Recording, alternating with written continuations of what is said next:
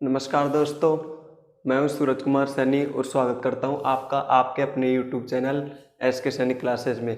दोस्तों, मेरे दिमाग में एक बात आई है कि मैं अपने YouTube चैनल का नाम बदल लूं, कोई और रख लूं, उसकी अपडेट आपको मिल जाएगी। ठीक है, तो आगे का स्टार्ट करते हैं। हम पढ़ा रहे हैं कक्षा 10 की विज्ञान और उसका पाठ 2, जिसका नाम है अम्ल, क्षार एवं लवण। पाठ पूरा कवर कर लिया हमने, सिर्फ आज कर देंगे पूरा पाठ को, आज समाप्त कर देंगे पाठ को। पहला पाठ हमने पढ़ा दिया है, आपको पता है। और अगर आपने उस पाठ को और इस पाठ दूसरे पाठ की वीडियो को मिस कर दिया है तो आप हमारे YouTube चैनल पर जाकर देख सकते हैं। चैनल को खोलेंगे तो आपको साइंस के नाम से एक प्लेलिस्ट मिल जाएगी, उस प्लेलिस्ट में सारी वीडियोस क्रम वाइज मिल जाएंगी। ठीक है, तो आप देख लेना। ठीक है, तो देखते हैं। हमने अम्ल के बारे में पढ़ लिया था, क्षारक के बारे में पढ़ लिया था और अब पढ़ते हैं लवण के बारे में। अम्ल के बारे में हमने सब कुछ पढ़ लिया था, अगर आपने वो वीडियो मिस कर दी तो आप जाकर देख सकते हैं। ठीक है, देखिए अब पढ़ते हैं हम लवण। लवण क्या होते हैं? लवण हमने पहले भी बता दिया और अब भी बता रहे हैं। अम्ल और क्षार जब मिलते हैं तो लवण और जल बनाते हैं। ठीक है, अम्ल प्लस क्षार तो क्या बनेंगे? लवण प्लस जल। ठीक है, और अम्ल, अम्ल क्या है लिया है हमने? HCl अम्ल ले लिया। और क्षार, क्षार क्या है? NaOH, sodium hydroxide. तो इनकी जब रिएक्शन होगी तो क्या बनेगा? NaCl plus H2। NaCl एक लवण है और H2O जल है ही, और NaOH एक क्षार है। ठीक है, और अम्ल यहाँ पर HCl अम्ल है, हाइड्रोक्लोरिक अम्ल।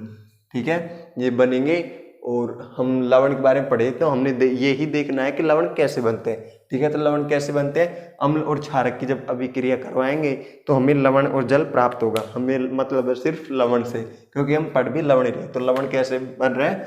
अम्ल और क्षारक मिलकर लवण बनाते हैं। लवण क्या होते हैं? लवण उदासीन होते हैं जो अम्ल और क्षारकों के मिलने से बनते हैं। उदासीनीकरण अभिक्रिया पढ़ा दी आपको, अगर आपने नहीं देखी है तो वीडियोस में जाकर देख लीजिए। ठीक है, अगला हम देखते हैं। अगला टॉपिक है लवण से रसायन बनाना। जो ये लवण बना है इससे हम कौन कौन से रसायन बना सकते हैं? ठीक है, कितने प्रकार के रसायन बना सकते हैं जो हमारे दैनिक दिनचर्या में काम आते हैं और किसी कार्य में भी काम आते हों, ऐसे लवण देखेंगे हम।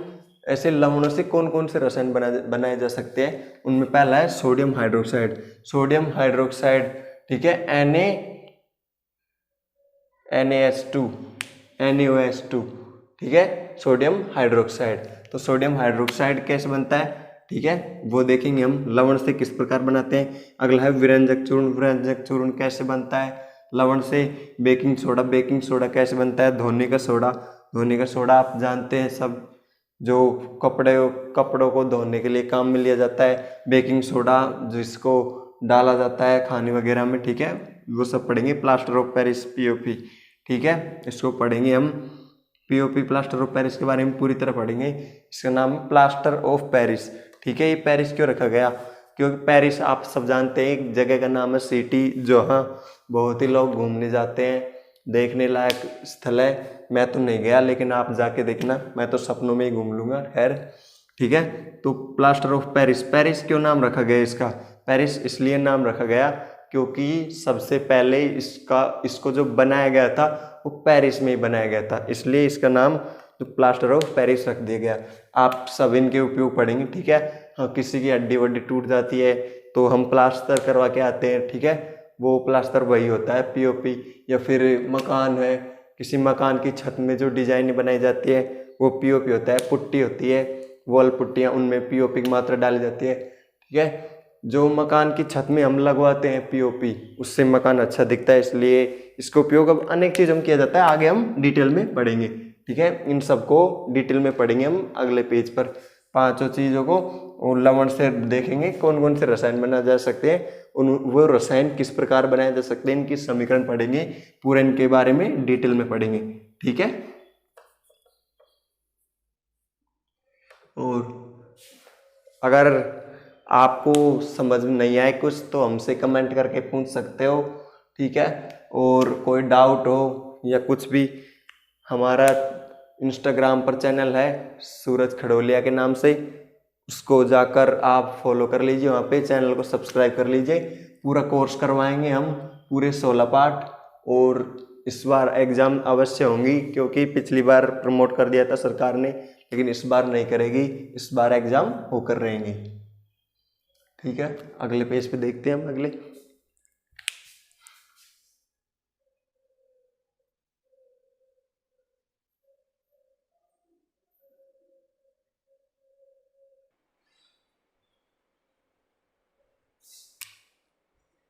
तो लवण से कौन कौन से रसायन बनाए जा सकते हैं, उसमें पहला हमारा सोडियम हाइड्रोक्साइड, जिसका रासायनिक सूत्र होता है NaOH, सोडियम हाइड्रोक्साइड। ठीक है, हाइड्रोक्साइड, इससे पता लग रहा है हमें कि ये एक क्षारक है। ठीक है, क्षारक है। अम्ल व क्षारक की पहचान हम उसके नाम को देखकर भी बता सकते हैं। ठीक है, वह जैसे HCl अम्ल है, HCl, तो इसे हम कहते हैं हाइड्रोक्लोरिक अम्ल। ठीक है, हाइड्रो का मतलब होता है, जैसे अम्ल जल में H+ आयन देते हैं, जिसे कहते हैं हाइड्राइड आयन। तो हाइड्रोक्स HCl, हाइड्रोक्लोरिक अम्ल। हाइड्रो, जहां पर भी आगे हाइड्रो आ जाए इसका मतलब है कि वह अम्ल है, और जहां पर भी आगे हाइड्रोक्साइड आ जाए, हाइड्रो आ जाए, वहां पर अम्ल है, और हाइड्रा आ जाए वहां पर क्षार है। ठीक है, ऐसे भी हम पहचान सकते हैं। ठीक है, तो क्या है देखिए, इसकी डेफिनेशन से समझते हैं।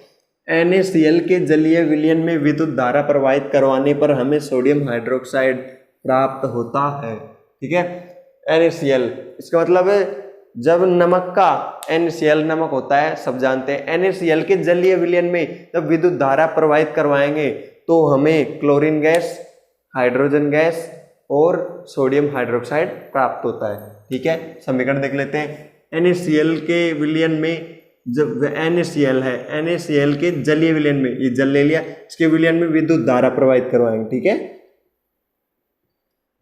विद्युत धारा, यहां से विद्युत धारा प्रवाहित कराई तो क्या बन गया, हमें NaOH, sodium hydroxide, chlorine gas और हाइड्रोजन गैस प्राप्त हो गई। इस अभिक्रिया को क्या कहते हैं, इस अभिक्रिया को ही क्या कहते हैं, क्लोर क्षार अभिक्रिया, क्योंकि यहाँ पर क्लोरीन मिल रहा है और एक क्षारक बन रहा है। NaOH क्षारक है, अब सब जानते हो, और ये जल में घुलनशील है। इसका मतलब मैंने पढ़ाया था आपको, क्षार क्या होते हैं, जल में घुलनशील क्षारक को ही क्षार कहते हैं। ठीक है, ये NaOH जल में घुलनशील है, इसलिए इसे क्षार भी कह सकते हैं। इसे क्लोरीन प्राप्त हुई इसलिए क्लोर, और क्षारक प्राप्त हुआ इसलिए क्षार, और अभिक्रिया हो रही है इसलिए क्लोर क्षार अभिक्रिया भी कहते हैं इसको। ठीक है, कभी कभी पूछा जाता है शॉर्ट आंसर में। ठीक है, और इसको चित्र के द्वारा, जो ये गैसें हैं वो क्या काम आती है, ये क्या काम आता है, उसको आगे अगले पेज पर पढ़ते हैं।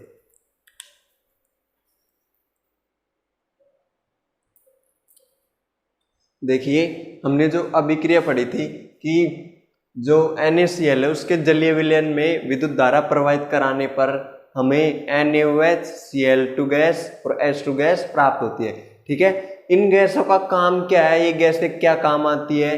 ठीक है, ये होने के बाद में इनसे कौन कौन से रसायन बनाए जाते हैं। ठीक है, हम यही तो पढ़ रहे थे कि रसायन बनाए जाते हैं, लवण से रसायन बनाए जा सकते हैं, और NaOH लवण से कौन कौन से रसायन बनाए जा सकते हैं, और इनमें जो गैसें होती हैं, गैसें रिलीज होती हैं अभिक्रिया करवाने के बाद, जैसे Cl2, H2, इन गैसों का भी क्या उपयोग होता है वो देखते हैं। ठीक है, जो NaCl की क्रिया जल से कराने पर तीन चीजें हमें प्राप्त होती हैं, तीनों चीजों को पढ़ेंगे हम, तीनों चीजें क्या क्या काम में आती है। ठीक है, पहले हाइड्रोजन से शुरुआत करते हैं। ठीक है, जब NaCl के जलीय विलयन में हम करंट लगाएंगे, विद्युत धारा प्रवाहित कराएंगे, तो हमें कैथोड पर हाइड्रोजन गैस प्राप्त होगी और एनोड पर Cl2 गैस प्राप्त होगी, और जो कैथोड है, कैथोड के पास में ही हमें NaOH क्रिस्टल के रूप में प्राप्त होगा। ठीक है, कैथोड के पास। ठीक है, याद रखना और नोट्स बनाते जाना। ठीक है, तो H2 गैस। ठीक है, इससे क्या क्या बनाए जा सकते हैं, ठीक है वो देखते हैं। H2 गैस ईंधन में काम आती है, जैसे कोई ईंधन बनाना है, ईंधन डायरेक्ट बन के नहीं आते, इन्हें फिल्टर किया जाता है, तो इन्हें फिल्टर करने में और वगैरह वगैरह में H2 गैस यूज आती है। मार्गरीन में वह खाद के लिए। ठीक है। मार्गरीन पदार्थ होता है एक जहरीला वो बनाने में, खाद के लिए, खाद बनाने में, जैसे कि हाइड्रोजन गैस, जैसे कि फसलों को अच्छी उपजाऊ बनाने के लिए, फसलों को अच्छी तरह से वृद्धि करने के लिए हाइड्रोजन गैस, हाइड्रोजन की भी आवश्यकता होती है, ठीक है। वो उसका हम खाद बनाते हैं, ठीक है, खाद बनाने के लिए। और अमोनिया, अमोनिया बनाने में भी काम आती है, ठीक है। Cl2 गैस, Cl2 गैस क्या काम आती है? क्लोरीन गैस, ठीक है। ये हाइड्रोजन गैस, क्लोरीन गैस, छोटी छोटी बातें हैं वो आप याद रख लेना, ठीक है। जल की स्वच्छता, जल की स्वच्छता क्या काम आती है? ठीक, ये क्लोरीन है वो क्या काम आती है? ये जल की स्वच्छता को बनाए रखने के लिए काम आती है, ठीक है। कोई अशुद्ध जल है या फिर कोई जल है जिसको हमें साफ करना है तो क्या करना पड़ेगा? उसमें क्लोरीन गैस प्रोवाइड करवाएंगे तो वो जल स्वच्छ हो जाएगा, ठीक है। आगे आगे है स्विमिंग पूल। स्विमिंग पूल में भी यूज किया जाता है इसका।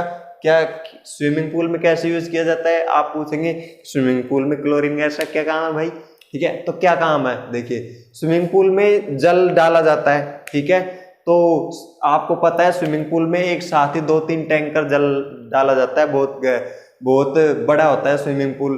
तो क्या करें, जैसे कि एक दिन में पानी अशुद्ध हो गया या फिर किसी तरह से गंदा हो गया तो इतना सारा पानी वेस्ट करेंगे, ठीक है, उसको निकालेंगे फिर नया पानी डलवाएंगे तो खर्चा भी बहुत होगा और जल भी वेस्ट होगा। इसलिए क्या करते हैं, उसमें से क्लोरीन गैस से उसको फिल्टर करते हैं, ठीक है। जैसे इस जल को स्वच्छ करेंगे वैसे भी इस जल को भी क्या करते थे, साफ कर देते हैं, इससे पानी फिर से स्वच्छ हो जाता है और उसी पानी को वापस उसमें डाल देते हैं, ठीक है।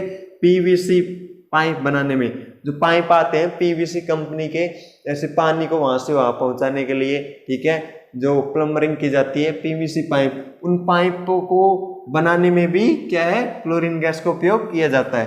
रोगाणुनाशक बनाने में, जैसे कि कोई रोग लग जाता है पेड़ के, जैसे कि पेड़ की पत्तियों का पीला होना, उनको उनके जो रोगाणुनाशक बनाने के लिए उनके निवारण के लिए जो रोगाणुनाशक बनाए जाते हैं ना, उनमें भी क्लोरीन गैस का उपयोग किया जाता है। कीटनाशक बनाने में, जैसे किसी फसल पे कीड़े लग जाते हैं, कुछ लग जाते हैं, तो ऐसे कीड़ों को नष्ट करने के लिए कीटनाशक बनाए जाते हैं नए नए प्रकार के। जैसे कि आपको बता दूं मैं, जैसे कि पाउडर्स बनाई जाती है, आप देखते हैं कीड़ों को मारने के लिए नए नए प्रकार की पाउडर बनाए जाते हैं और हम देते भी हैं पेड़ों में, ठीक है, जिससे कीड़े क्या है, नष्ट हो जाते हैं और फसल बच जाती है, ठीक है। ऐसे कीटनाशक बनाने के लिए भी क्लोरीन गैस का उपयोग किया जाता है। अगला है NaOH। NaOH का क्या उपयोग किया जाता है, ठीक है, हमने पढ़ लिया, ये लवण है और लवण का रसायनों के रूप में क्या क्या उपयोग किया जाता है, ठीक है। पहले धातु से ग्रीस हटाने के लिए, जैसे कि खदान में कोई धातु निकली है तो धातु पर अलग अलग प्रकार के जैसे ग्रीस वगैरह और कुछ लग जाता है, तो उसे शुद्ध करने के लिए NaOH लवण का काम किया जाता है, ठीक है। NaOH को काम में लिया जाता है धातु से ग्रीस हटाने के लिए या धातु को शुद्ध करने के लिए, ठीक है। साबुन जहाँ पर भी साबुन बनते हैं फैक्ट्रियों में, वहाँ पर भी NaOH का उपयोग किया जाता है। NaOH क्षार है, मैंने आपको बता दिया था। और साबुन में क्या है, क्षारक है, तो साबुन क्षारक से ही क्षारक बनता है, ठीक है। तो आपको सब पता है, आप समझदार हो, खूब ब्रिलियंट आदमी हो, आप अच्छे खूब समझते हो, मेरी भावना हो आप, ठीक है। जैसे क्षारक से ही साबुन बनाया जाता है। अपमार्जक क्या होते हैं भाई, साबुन तो होता है जैसे कपड़े धोने में काम। अपमार्जक क्या होते हैं, आगे हमारे टॉपिक आएगा, खूब डिटेल में पढ़ेंगे, हर चीज को डिटेल में पढ़ेंगे, ठीक है। अपमार्जक क्या होते हैं, जैसे कि कपड़े धोने के लिए आता है साबुन से कपड़े धोते हैं। और अपमार्जक क्या होते हैं, जैसे कि सरफ आती है, घड़ी डिटर्जेंट पाउडर, ये अपमार्जक में आता है। जैसे साबुन है वो मीठे पानी में ही काम करते हैं, मीठे पानी में ही कपड़ों को अच्छी तरह साफ कर देते हैं। लेकिन अगर किसी के पानी खारा हो या कड़वा हो, किसी प्रकार का पानी हो, तो क्या करें, उसमें साबुन काम नहीं आता है, ठीक है। तो वहां पर क्या करते हैं, वहां पर नए नए प्रकार के अपमार्जक यूज किए जाते हैं, जैसे कि घड़ी डिटर्जेंट पाउडर और बहुत से अपमार्जक हैं, उनका यूज किया जाता है, उससे कपड़े साफ हो जाते हैं, ठीक है। अपमार्जक जहां पर भी बनाए जाते हैं वहां पर भी NaOH का उपयोग किया जाता है। कागज बनाने में कैसे, जैसे कि पेड़ों की छाल से कागज बनाए जाते हैं, ठीक है। तो कागज बनाएंगे तो पेड़ों की छाल तो आप जानते हैं, पीली हो सकती है, काली भी हो सकती है, कैसे कैसे पेड़ों की छाल हो सकती है, तो ठीक है, कागज होते हैं बिल्कुल व्हाइट, तो ठीक है, क्या करते हैं NaOH के विलयन में जब जो होगा, हम पेड़ों की छाल से जो छाल प्राप्त करेंगे उसको जब NaOH के विलयन से गुजारेंगे तो वो कलरलेस हो जाता है, व्हाइट हो जाता है बिल्कुल, ठीक है। और फिर उससे ही ये व्हाइट पेपर बनाए जाते हैं, ठीक है। वो पीले रंग की होती है। अगर आपने देखा होगा कई अच्छी क्वालिटी के पेपर नहीं आते हैं, कॉपियां नहीं आती है, वो करीब करीब पीले रंग की होती है, वो सस्ती भी आती है क्योंकि उनमें ज्यादा NaOH का प्रयोग नहीं किया जाता, ठीक है। और जो बढ़िया क्वालिटी के पेपर आते हैं, कागज आते हैं, उनमें NaOH का ज्यादा प्रयोग किया जाता है, इसलिए वो महंगे भी आते हैं, ठीक है। कागज बनाने, जहां पर भी कागज बनते हैं उन फैक्ट्रियों में भी NaOH का प्रयोग किया जाता है। कृत्रिम फाइबर बनाने में, फाइबर आप जानते हो सब, जैसे कि फाइबर में प्रकाश आर पार हो सकता है, ठीक है। जैसे कि फाइबर लगाते हैं, फाइबर तो आप सब जानते हैं, फाइबर लगाते हैं, जो फाइबर होते हैं उनको बनाने में भी आपने देखा होगा फाइबर भी थोड़े थोड़े पारदर्शी होते हैं, उनको पारदर्शी बनाने के लिए किसका उपयोग किया जाता है, वहां पर भी NaOH का उपयोग किया जाता है, क्षारक का।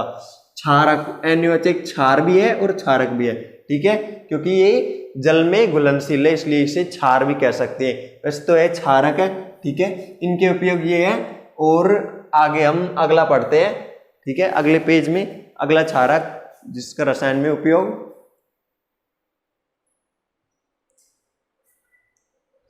तो दोस्तों सेकंड है लवण हमारा विरंजक चूर्ण, ठीक है। विरंजक चूर्ण क्या होता है, ठीक है, देखते हैं। विरंजक चूर्ण क्या होता है, ठीक है, देखते हैं विरंजक चूर्ण क्या होता है। बुझे हुए चूने पर Cl2 गैस की क्रिया करवाने पर विरंजक चूर्ण प्राप्त होता है। जैसे बुझा हुआ चूना है, उस पर अगर हम Cl2 गैस प्रवाहित करवाएंगे तो क्या बनेगा, CaCl2 प्लस H2O, तो हमें विरंजक चूर्ण प्राप्त होगा, ठीक है। विरंजक चूर्ण का सूत्र है CaO, और लगेगा यहाँ पे बीच में, मिस हो गया, ठीक है, CaOCl2 प्लस H2O, ठीक है। ये CaOH2 ये क्या है, यहां पर बुझा हुआ चूना,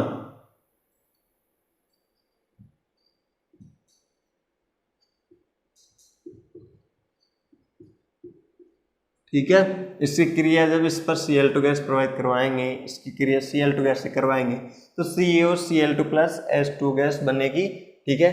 अब ये जो विरंजक चूर्ण है इसका क्या काम है, ठीक है, हमने पढ़ लिया ये लवण है, तो लवण का रसायनों के रूप में उपयोग पढ़ लिया।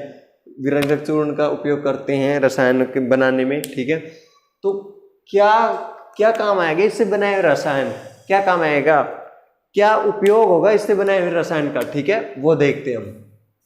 उपयोग वस्त्र उद्योग में सूती व लिनेन में, ठीक है, जैसे वस्त्र उद्योग होते हैं, वस्त्र उद्योग जैसे सूती वस्त्र उद्योग आदि वस्त्र उद्योग होते हैं ना, उनमें इसका उपयोग किया जाता है। क्या काम में, जैसे वस्त्र है, वस्त्र के जैसे रेशे होते हैं वस्त्र के, उन रेशों को एक जगह इकट्ठा करके मजबूत बनाने में, जैसे सूती वस्त्र में लिनेन कपड़ा होता है, ठीक है, जैसे सूती होते हैं वैसे ही लिनेन होता है, ठीक है। उसमें उद्योगों में उपचायक के रूप में, ठीक है, उद्योग में जैसे कि अपचयित करना, हमने अपचयन उपचयन पढ़ा था, जैसे कि कोई उद्योग है, जैसे कि किसी पदार्थ को अलग करना है तो उसको अपचयित करके भी हम अलग कर सकते हैं, हमने पढ़ा था, और आगे भी डिटेल में आएगा तब और समझा देंगे, ठीक है। उद्योग में उपचायक के रूप में, ठीक है, हम किसी पदार्थ को प्राप्त करने के लिए हम उसे अपचयित करके भी प्राप्त कर सकते हैं, ठीक है। आगे कागज के उद्योगों में लकड़ी को रंगहीन बनाने में, जैसे कि कागज बनाने की फैक्ट्री होती है, वहां पर आपको पता है लकड़ी से कागज बनाए जाते हैं, ठीक है। तो लकड़ी पीले रंग की होती है, तो उसका जो रंग है उसको अपचयित कर देते हैं, उस रंग को हटाने के लिए भी इस विरंजक चूर्ण का उपयोग किया जाता है, ठीक है। आपको नाम से ही पता चल रहा है, रंजक क्या होते हैं, जो रंग प्रदान करते हैं, तो विरंजक मतलब जो रंग को हटा देंगे, विरंजक चूर्ण जो रंग को हटाने के काम आते हैं, वो चूर्ण, नाम से पता लग रहा है, ठीक है। आप नाम देखते ही पहचान भी सकते हो। कागज के उद्योगों में लकड़ी को रंगहीन बनाने में और जल को पीने योग्य बनाने में, ठीक है, यहाँ पर भी वो हटा रहा है, ठीक है। विरंजक मतलब हटा देगा कलर को, फिर अशुद्धियों को, सब कुछ को, जैसे कि ये हमें शुद्ध चीज प्राप्त करवाएगा, बस अशुद्ध चीज को वहां से हटा देगा। ठीक है, तो क्या होगा, देखिए जल को पीने योग्य बनाने में वीरजक चूर्ण का उपयोग किया जाता है। ठीक है, अब जल को पीने योग्य बनाने में कैसे किया जाता है? ठीक है, आप बोलोगे सर आप करते हो क्या? हमने तो किया ही नहीं, मैं भी नहीं करता हूँ। तो कहाँ करते हैं इसका उपयोग? हमने तो देखा ही नहीं। ठीक है, तो मैं बताता हूँ कहाँ पे करते हैं। जैसे कि हम आरओ का पानी पीते हैं, आरओ की फुल फॉर्म होती है रिवर्स ऑस्मोसिस। ठीक है, ये बेसिक चीजें हैं, साइंस वाले स्टूडेंट्स को ये याद होनी चाहिए। ठीक है, आरओ, आप बोलते हैं आरओ का पानी, आरओ का पानी, अब आरओ का पानी कुछ फुल फॉर्म तो होगी, तो उसके रिवर्स यानी पीछे, ऑस्मोसिस यानी फिल्टर हो जाता है, पीछे होके उसकी मतलब पीछे होके उसकी क्रिया करा के उसको फिल्टर कर देते हैं, उसमें जो अशुद्धि होती है वो भी नष्ट हो जाती है। ठीक है, अब बोलोगे सर आप आरओ का पानी पीते हो क्या ये सही होता है, सही नहीं होता है, क्या करें, हम पिए कि नहीं पिए? ठीक है, तो एक हद तक ये सही भी है और एक हद तक गलत भी है, क्योंकि अब कैसे है? ठीक है, इसको बताते हैं डिटेल में। जैसे कि आरओ का पानी पी रहे हैं, आरओ का पानी क्या काम करता है? अशुद्धियों को हटा देता है। जैसे कि हम घर में भी आरओ लगवा लेते हैं, अगर कोई आरओ बिल्कुल सेटअप उसका सही नहीं होगा तो वो अशुद्धियों के साथ साथ जो जल में हमारे लिए उपयोगी पदार्थ है जैसे खनिज लवण आदि, उनको भी हटा देगा। अगर ऐसा पानी हम पीते रहे, जैसे कुछ दिनों तक 6-7 महीनों तक ऐसा पानी हमने पी लिया इसमें नहीं लोहा तत्व, लोह तत्व और इम्पोर्टेंट जो इंग्रेडिएंट्स हैं उनको भी हटा देगा वो, तो ऐसे पानी से हम धीरे धीरे बीमार हो सकते हैं।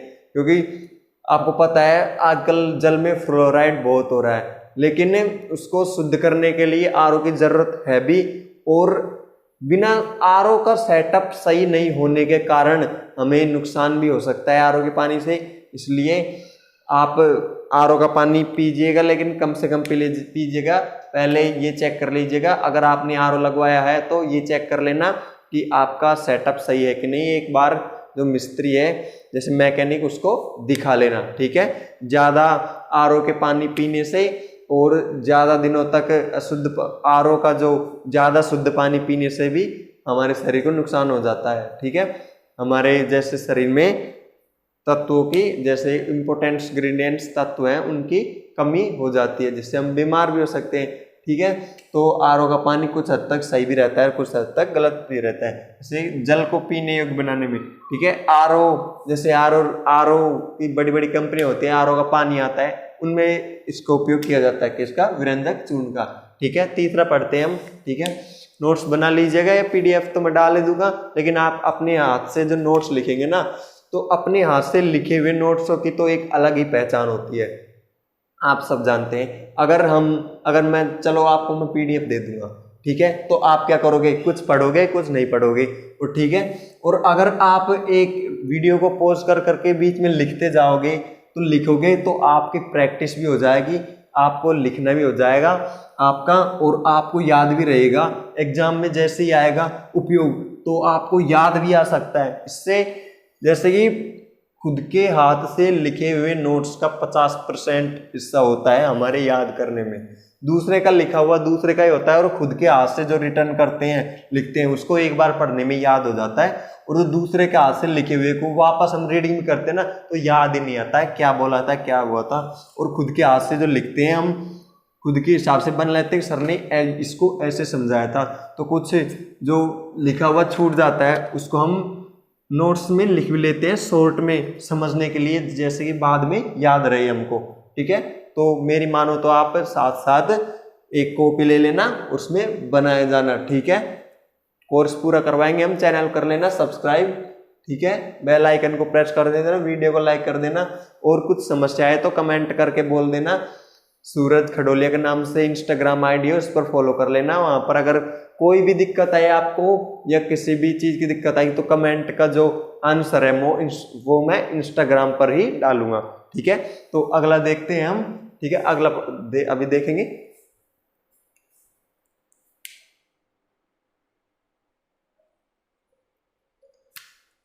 तो बच्चों तीसरा हमारा बेकिंग सोडा या फिर खाने का सोडा, इसका सूत्र होता है NaHCO3। ठीक है, अब आप नाम देख के सोचेंगे खाने का सोडा, अब ये खाने का है क्या?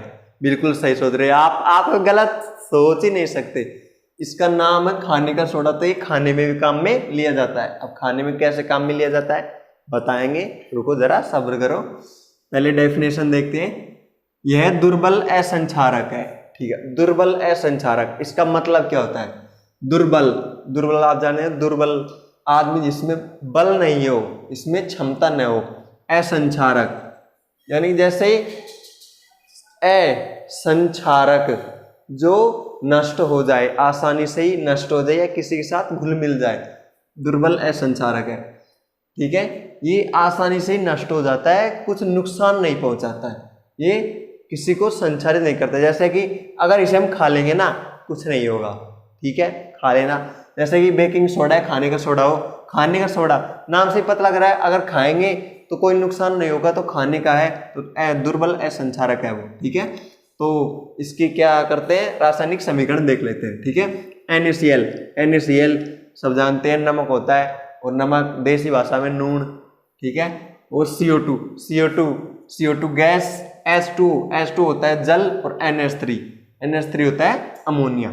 जब इनको मिलाएंगे, ठीक है, तो क्या बनेगा NH4Cl, ठीक है, NH4Cl। और क्या बनेगा, बेकिंग सोडा, जिसका सूत्र होता है NaHCO3, बेकिंग सोडा और NH4Cl, जिसको बोलते हैं अमोनियम, ये प्राप्त होगा, ठीक है। अमोनिया अलग होता है और अमोनियम अलग होता है। कैसे?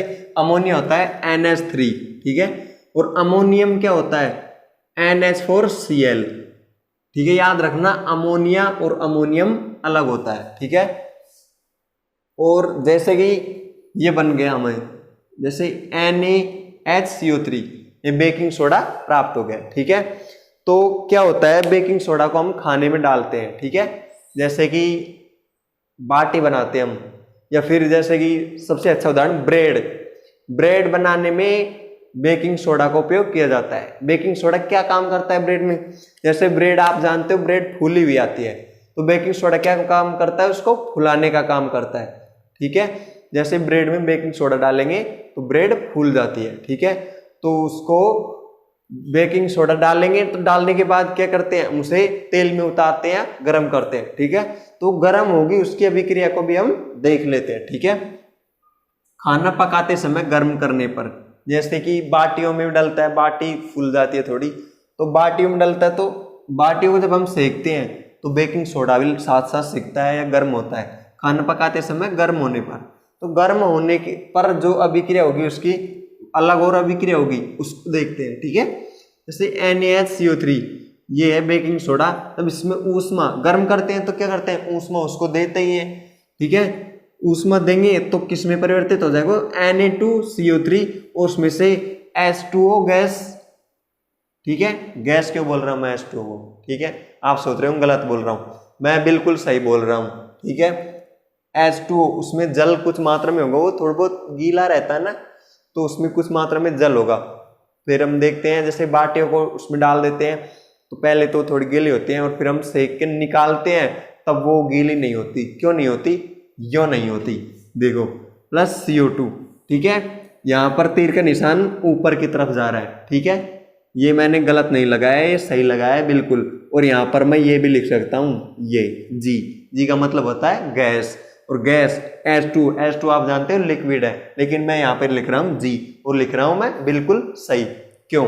अब देखो पहले भी आया था और ऐसे ही आया था, और मैंने आपको समझाया भी था, ठीक है। जिन्होंने देखा था वो कमेंट में बता दो, और जिन्होंने नहीं पढ़ा, नए हो, उनको मैं फिर से बता रहा हूं, ठीक है।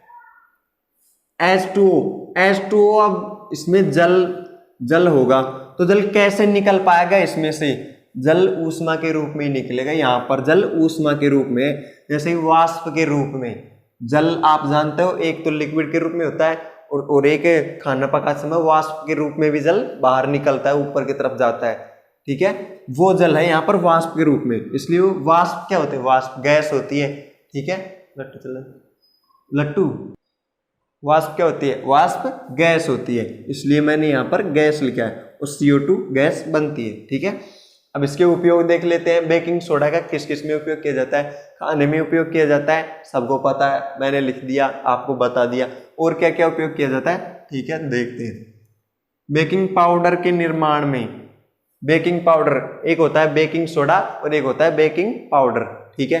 तो अब देखेंगे बेकिंग सोडा तो देख लिया क्या होता है, अब बेकिंग पाउडर क्या होता है। बेकिंग से समझ में आ गया होगा, बनता तो बेकिंग सोडा से है बेकिंग पाउडर, लेकिन कैसे बनता है वो देख लेते हैं। सब लिखा है मैंने, ठीक है, घबराने की जरूरत नहीं है, सब मिलेगा आपको यहाँ पे, ठीक है। देखिए बेकिंग सोडा क्या होता है, बेकिंग सोडा होता है जब, नहीं बेकिंग पाउडर क्या होता है, बेकिंग पाउडर क्या होता है जब बेकिंग सोडा में टार्टरिक अम्ल मिला देंगे तो वो क्या बन जाएगा, बेकिंग पाउडर बन जाएगा। अब टार्टरिक अम्ल कहाँ से लाए, आप जानते हो इमली, इमली तो जानते हो सब, इमली में कौन सा अम्ल होता है, टार्टरिक अम्ल होता है इमली में। जैसे हम बेकिंग पाउडर को और इमली क्रिया करवाएंगे तो हमें बेकिंग पाउडर भी मिल जाएगा, ठीक है। जैसे कि हम बेकिंग पाउडर बनाना है तो हम बेकिंग सोडा और टार्टरिक अम्ल को मिला देंगे तो हमें बेकिंग पाउडर मिल जाएगा। और हमें बेकिंग सोडा बनाना है तो क्या करेंगे, बेकिंग पाउडर में से टार्टरिक अम्ल को हटा देंगे तो हमें बेकिंग सोडा मिल जाएगा। दोनों प्रकार की क्रियाएं हो सकती है इसमें, जैसे कि हमें बेकिंग सोडा से, बेकिंग पाउडर से बेकिंग सोडा मिल सकता है, और बेकिंग सोडा में जब टार्टरिक अम्ल ऐड कर देंगे बेकिंग पाउडर मिल जाएगा। अगला देखते हैं क्या है, ठीक, अगला है अग्निशामक के रूप में। अग्निशामक, अग्नि आग, शामक बुझाना, ठीक है, आग बुझाने के काम में भी लिया जाता है, ठीक है। जैसे कि पेट्रोल पंप होता है, वहां पर आग बुझाने, आग लग जाए, पेट्रोल आप जानते हो ज्वलनशील द्रव्य है, ठीक है, तो उसमें आग लग जाए तो आग लग जाने से बचाने के लिए, गलती से आग लग जाए तो उससे बचाने के लिए छोटे छोटे टैंक होते हैं लाल रंग के, आपने देखे होंगे, सब देखा है आपने, जानबूझ के अनजान मत बनो, सब देखा आपने, ठीक है। तो उसमें व्हाइट से जब उन आग लग जाती है तो उसको खोल के और वो व्हाइट से गैस निकलती है, वो गैस उसमें क्या होता है, बेकिंग सोडा भी मिला हुआ होता है। और बेकिंग सोडा क्या होता है, अज्वलनशील पदार्थ है बेकिंग सोडा, ठीक है। अगर ज्वलनशील पदार्थ होगा तो खाना बनाएंगे तो खाना बनाने में, खाने में ही आग लग जाएगी, तो बेकिंग सोडा अज्वलनशील पदार्थ है, ठीक है। इसलिए इसका उपयोग अग्निशामक के या आग बुझाने के जैसे काम में भी लिया जाता है। एक और उपयोग है इसका, देखते हैं, इसका उपयोग एंट एसिड के रूप में किया जाता है। अब एंट एसिड क्या है, ठीक है, अब मैंने आपको पहले बताया था कि अम्ल प्लस क्षार बराबर लवण प्लस जल, ठीक है, अम्ल और क्षार के मिलने से लवण बनता है, ठीक है। जैसे कि हमारे पेट में जब हम खाना खाते हैं तो खाना खाने के बाद पेट में कभी कभी दर्द होता है, क्यों होता है वो, ठीक है, पेट में क्या है, अम्लता बढ़ जाती है, पेट में अम्लता बढ़ने से पेट में दर्द होने लग जाता है।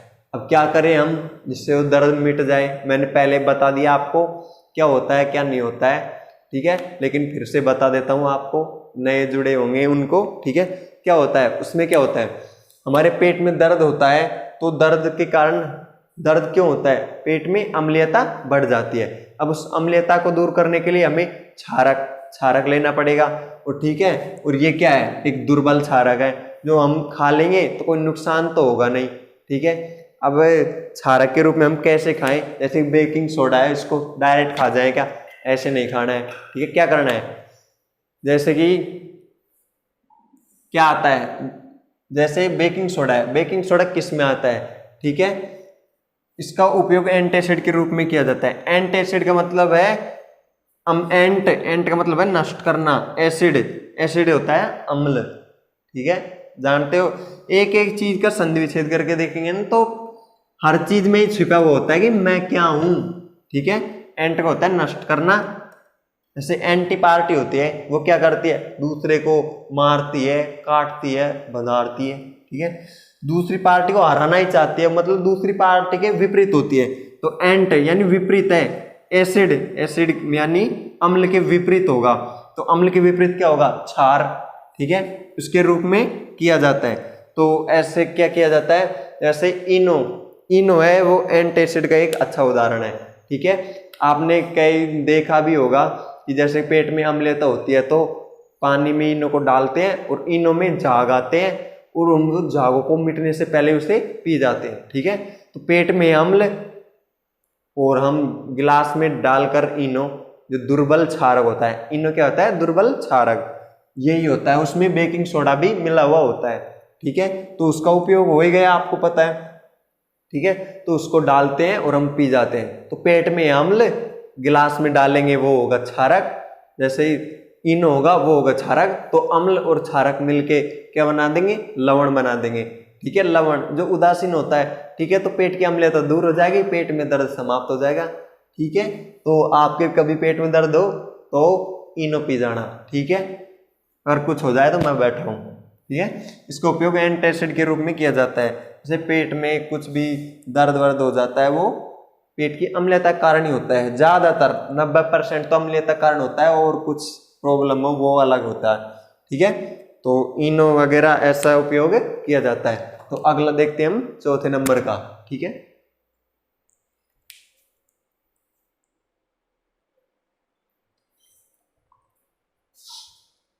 अगला है दोस्तों चौथे नंबर पर हमारा धोने का सोडा।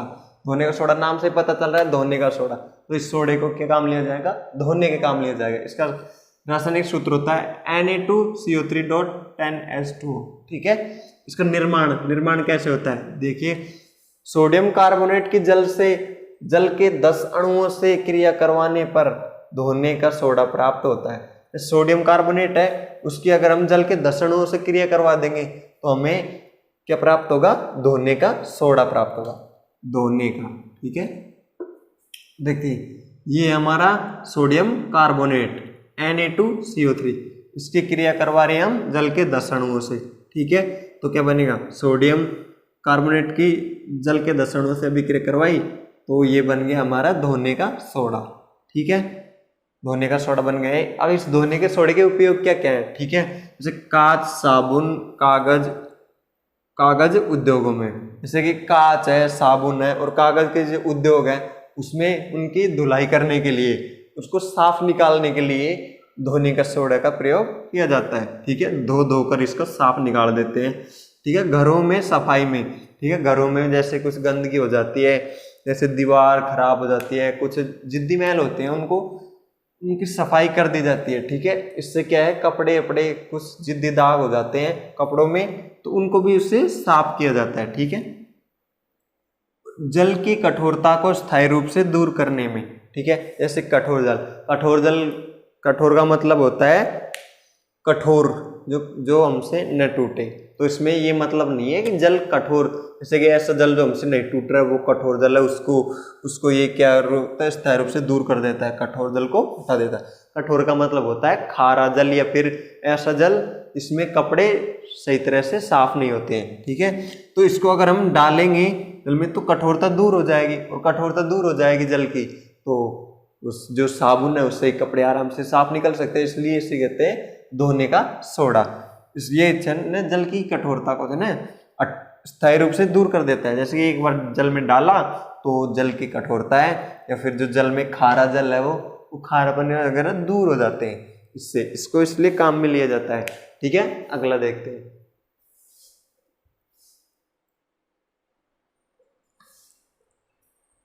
तो दोस्तों 5वें प्रकार का है हमारा प्लास्टर ऑफ पेरिस, पीओपी। इसका सूत्र होता है रासायनिक सूत्र CaSO4.12H2O।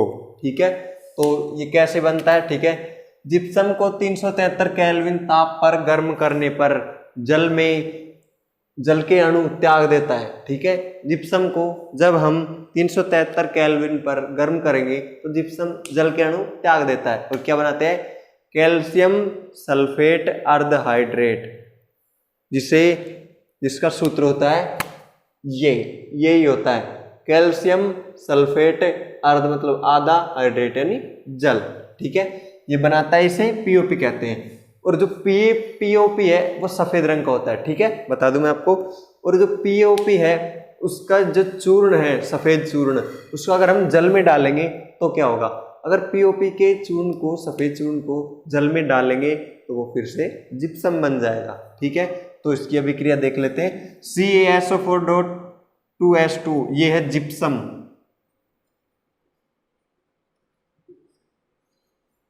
CaSO4.2H2O, इसको अगर ऊष्मा देंगे, ठीक है, तो क्या होगा, इसमें से CaSO4 अलग हो जाएगा और यहाँ पर आधा H2 ही बचेगा, CaSO4 हाफ H2O, ये होता है पीओपी।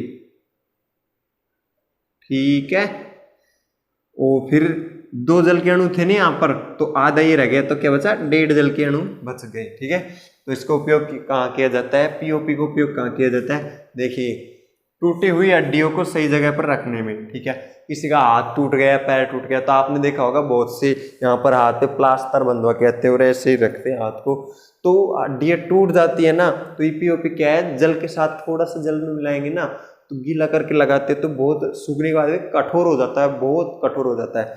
तो हड्डियों को एक जगह रखकर वहां पर पीओपी लगा दिया जाता है, प्लास्टर करके पीओपी लगा दिया जाता है। इससे क्या है, कठोर हो जाता है पीओपी और हड्डियां वहीं की वहीं रहते हैं और कुछ दिनों तक वहीं की वहीं रहने से वो क्या होती है, जुड़ जाती है। इस उपयोग में भी किया जाता है। अगला है खिलौने बनाने में, सिर्फ पीओपी के बहुत अच्छे खिलौने बनते हैं। क्या है, जैसे कि कोई खिलौना बनाना है, खिलौने ऐसे टूट जाते हैं, लेकिन अच्छे खिलौने बनाने के लिए पीओपी का उपयोग किया जाता है। खिलौने सजावट के सामान्य बच्चों के खेलने के लिए, जैसे गुड़िया, जैसे कि ऐसे बनाए जाते हैं कि सजावट के रूप में, सजावट के रूप में आप कहोगे सर पीओपी ला के रख दिया तो क्या सज जाएगा, ऐसे नहीं भैया। क्या होता है, देखिए दीवारों पर सजावट के रूप में, जैसे कि दीवारों पर वॉल पुट्टी करवाते हैं हम, तो उसमें भी पीओपी की मात्रा होती है, उससे चिकनाई आती है और दीवार स्मूथ हो जाती है। ठीक है, और कैसे, जैसे कि दीवारों की छत होती है, उस पर आप देखते हैं कई जगह डिजाइन होती है, जैसे पंखे की चारों ओर डिजाइन होती है, वो डिजाइन पीओपी के द्वारा ही बनाई जाती है। आप सब जानते हैं पीओपी एक कठोर पदार्थ है, एक बार लगाने के बाद में फिर जरूरत नहीं पड़ती है, बहुत अच्छा दिखता है मकान पीओपी लगाने के बाद में।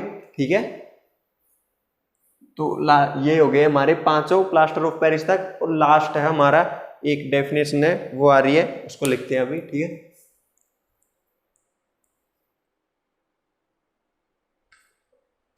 तो फाइनली दोस्तों हम इस पाठ अम्ल क्षार एवं लवण, इस पाठ के आखिरी टॉपिक पर पहुंच गए, और आखिरी टॉपिक को भी जल्द से खत्म कर लेते हैं। ठीक है, आखिरी टॉपिक हमारा क्रिस्टलन का जल। ठीक है, इसकी डेफिनेशन देखते हैं क्या होता है क्रिस्टलन का जल। बहुत ही इजी टॉपिक है। ठीक है, ऐसे चुटकियों में अभी देखो कैसे हल होता है। किसी लवण के सूत्र में जल के निश्चित अणुओं की संख्या को क्रिस्टलन का जल कहते हैं। ठीक है, रटना नहीं है, हमें बिल्कुल समझना है। ठीक है, अच्छे प्रकार से समझेंगे, सालों साल चलेगा, और रटेंगे तो 5 दिन में ही वापस भूल जाएंगे। ठीक है, तो क्या होता है, देखिए कोई रासायनिक सूत्र है, जैसे कि ये रासायनिक सूत्र है, ये क्या है, जिप्सम का रासायनिक सूत्र है। अब इसमें हमें क्रिस्टलन का जल देखना है। तो क्रिस्टलन का जल, किसी रासायनिक सूत्र में निश्चित अणु, जल के अणुओं की संख्या क्रिस्टलन जल होती है। ये रासायनिक सूत्र है, इसमें निश्चित अणु, जल के अणु की संख्या है 2। ठीक है, जल के अणु है उसमें 2 हैं। ठीक है, क्रिस्टलन का जल कितना हो जाएगा, 2। यही होता है क्रिस्टलन का जल। किसी भी रासायनिक सूत्र में निश्चित जल के अणुओं की संख्या क्रिस्टलन का जल कहलाती है। ठीक है, ये है हमारा क्या है, पीओपी है। तो इसमें क्रिस्टलन जल के अणु की संख्या, निश्चित जल के अणु की संख्या दिख रही है, आधा जल का अणु है। तो यहाँ पर क्रिस्टलन का जल कितना हो जाएगा, आधा। ठीक है, क्रिस्टलन का जल आधा हो जाएगा।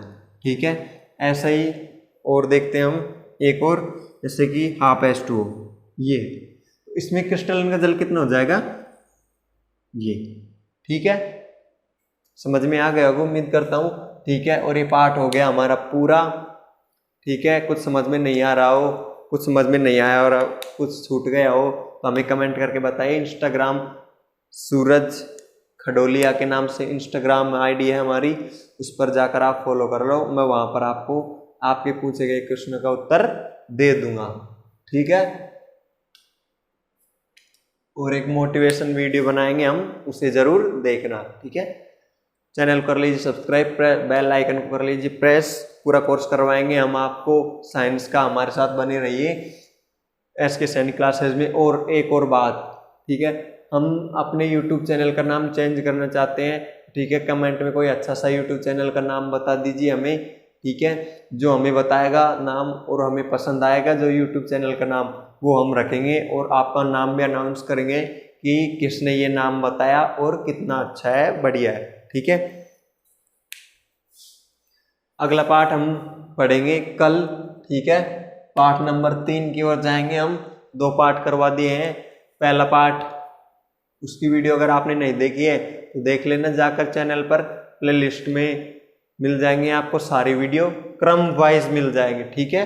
पीडीएफ चाहिएगा तो आप बोल दीजिएगा, मैं पीडीएफ भी डाल दूंगा, ठीक है। लेकिन आपको साथ देना पड़ेगा, अगर आप साथ देंगे तो जल्दी हम कोर्स कर लेंगे, ठीक है।